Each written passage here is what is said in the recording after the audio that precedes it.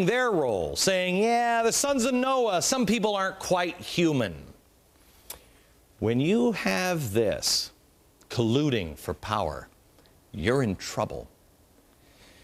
My thesis is, you want to know how this happened? This country went wrong, I think, at the death of our founders. Now, we have had periods of brilliance, periods of awakening and enlightenment. Abraham Lincoln is one of them. Awakening and enlightenment. That is our goal. What sets off that period of awakening and enlightenment? What happened? What happened to the Indians? What happened to the Chinese? What happened to the African American? How did all of this happen? Is our country, are we just a bunch of racists? Is that all we are? No, it's much different than that. Next, things you will not believe you didn't know. Next. All right, for the next couple of nights, we are going to talk about the civil rights movement, but not in the way that anybody else, I think, has ever done it before. We're going to talk about the history of race relations in our country. And this is only the beginning. This isn't the end-all, be-all by any stretch of the imagination. You have to do your own homework. These are just some of the things that puzzle me. We're going to start with the founders and the American native. The prevailing wisdom about Native Americans was that they were primitive savages, an inferior intellect. That's what we started getting to in the 1800s. We've heard of scalpings before, and you think that that scalping, that was just an Indian reference. Yes, Indians did scalp people, but many times, not exclusively, but many times they did it because people paid them. Not that it justifies it, but that's what it was. The English paid the Mohegans for the heads of the Pequots. I think it's interesting that they both have casinos next to each other now, the Mohegans and the Pequots. The Dutch paid for wampum for Raritan heads. The English soldiers scalped each other. Even Puritan ministers would scalp to make money. But well, they're just a bunch of heathen savages. That was a line that came into play. It was eventual justification for pushing Indians off their land. That really didn't play a role until commerce and government started to collude. However, not everybody thought Indians were primitive savages with no brains. George Washington loved the Indians. Thomas Jefferson had a very different view of Native Americans. In 1784, he dug out on his property a 12-foot high mound. It was something that he couldn't figure out. He found several complex layers of burials. He concluded that the mound was the work of Indian ancestors.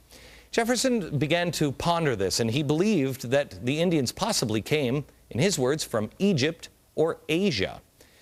He looked at some of the ancient writings. He compared them. He was fascinated with language. He compared Egyptian and Indian. He started to say, well, you know what, they're not as primitive as everybody thinks. Well, Jefferson, in many circles towards the late part of the 1700s, was attacked for his beliefs. He was called a howling atheist because of some of them. But John Adams was not one of them. John Adams and Thomas Jefferson did have a dispute on the American native, but it wasn't that they weren't savages. In their famous correspondence that happened in later years, they talked about the Native American and discussed James Adair's intriguing theory that the Indians were descendant from Jews because they had, according to Thomas Jefferson and Adair, the same laws, the same ceremonies, the same sacrifice, the same priests, prophets, and fast. Even the Indian dialect seemed derived from a common prototype of the Hebrew Bible. So they didn't brush off the Native American as wild animals. They were intrigued. Thomas Jefferson sent Lewis and Clark out. Part of it was he wanted to see the burial mounds, find out what those are.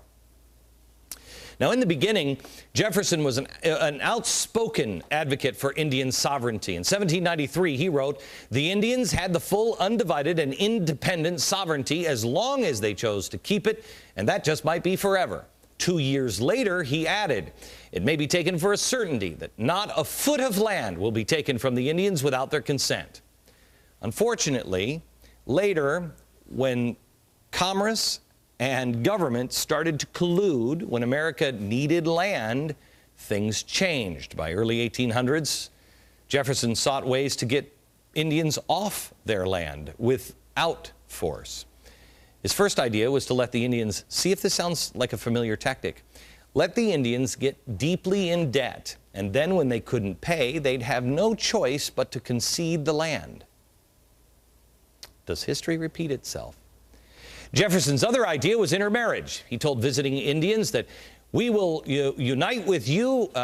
You can join in our great councils and form one people with us, and we shall all be Americans. You will mix with us by marriage. Your blood will run in our veins, and we will spread with us over this great land, this great island. That plan wasn't a big hit with a lot of people. It wasn't long before anti-Indian sentiment had reached a fever pitch because, remember, commerce and government started to go into collusion.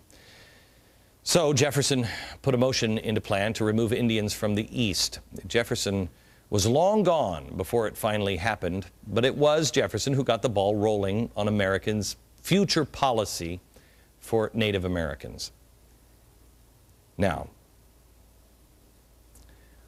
what would you say would have happened if Jefferson would have been proved right at the time? That Indians, there was more to Indians than just their hunting skill. Would things in America look differently today? Did anybody try to thwart, in science, did anybody try to thwart that? And why?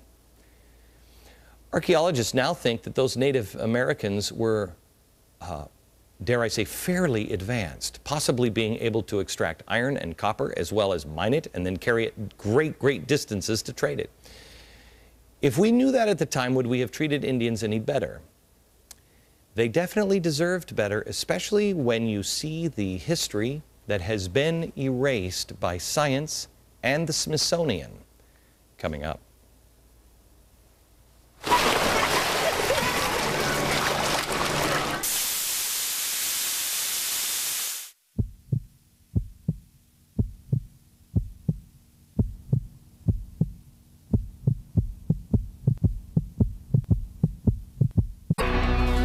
I want to show you some things that I don't think you even knew existed. It goes against everything Manifest Destiny teaches about Native Americans. And I want you to know this part of our history because people erased it, and we'll get to that later on in the program. Erased it intentionally.